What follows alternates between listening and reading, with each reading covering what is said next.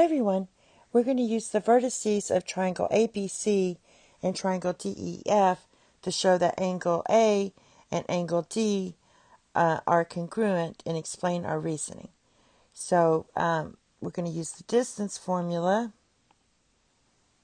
which is x sub 2 minus x sub 1 squared plus y sub 2 minus y sub 1 squared. And the first thing I'm going to do is check the distances.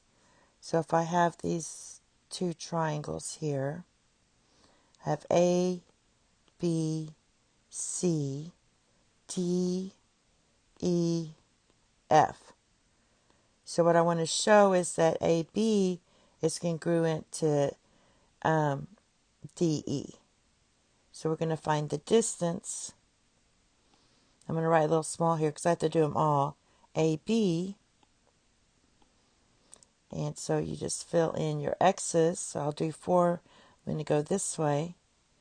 4 minus 1 squared plus negative 3 minus 2 squared. And that gives me square root of 3 squared plus negative 5 squared. And that gives me 9 plus 25, which is square root of 34. So this is 34 here, square root of 34.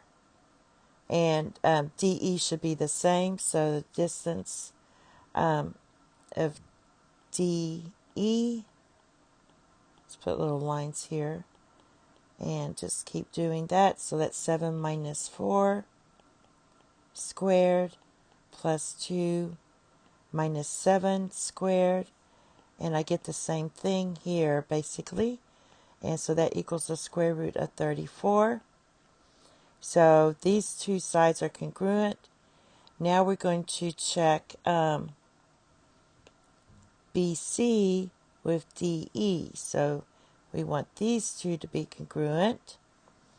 So let's do that. So the distance of BC is going to equal, again, I go this way. It doesn't matter which way you go, but do your x's first, then your y's. So you get 2 minus 4 squared plus 5 minus a negative 3. So that's 5 plus 3 squared.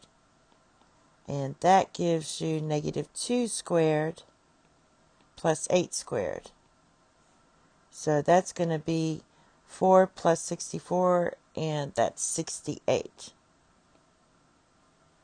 All right. So now we have to check, what are we checking yet? EF. So we're going to go this way. So the distance of E to F, and that's going to be 5 minus 7 squared plus 10 minus 2 squared, which gives us the same thing here. So that's going to be square root of 68. And then finally we have to do A and C and D and F. So these. All right. So finally we get distance of AC equals square root of 2 minus 1 squared plus 5 minus 2 squared, and that gives you square root of 1 squared, which is just 1 squared, plus 3 squared, which equals square root of 10. And now we're going to do DF. Put a little line on that one. And that gives you 10, 5 minus 4, sorry about that, 5 minus 4 squared plus 10 minus 7 squared. That gives me the same thing here, which gives me square root of 10. So now that all these sides are congruent, I know that my triangles are congruent by the side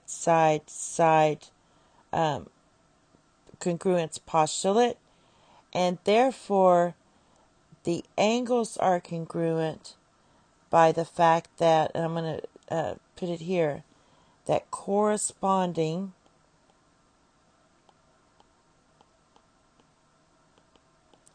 parts of congruent triangles are congruent. And in geometry, we're going to write that as corresponding parts of congruent triangles are congruent. And I'll leave it to you to do number 10, but we're going to use this a lot now that you've been introduced to that. So once two triangles are congruent, so let's say triangle ABC is congruent to triangle DEF, then we can always use this to say that the angles or sides are also congruent. And that's it. Thank you. Have a nice day. Bye-bye.